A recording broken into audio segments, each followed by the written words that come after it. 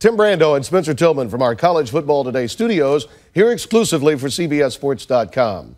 People are still talking about the conclusion of last week's BYU-Washington game.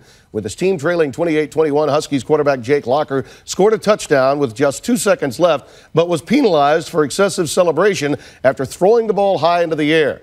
The 15-yard penalty resulted in a 35-yard extra point attempt that was blocked.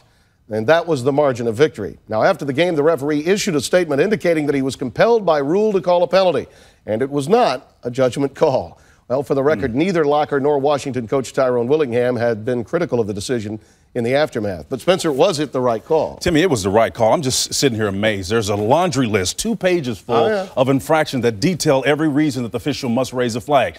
Yeah, he did the right thing, but by the letter of the law, he was correct. But the spirit of the game was totally aborted in this particular situation. The way they should treat this is like tradition and leadership. When tradition fails to adhere to what it's supposed to do, you got to change it and look at it again. That's what they didn't do in this situation. I think too oftentimes it's the politics of the moment, and the referee or the line judge, whoever is in the midst of making this call, you can't say it's not judgment, because it really is a judgment call. Every call is a judgment call. And this rule was put into play a few years ago when throat slashing was taking place, and Grant Teaff and Vince Dooley wanted to clean things up. Now they've taken this to such a line of specifics that item C says, I got to throw it.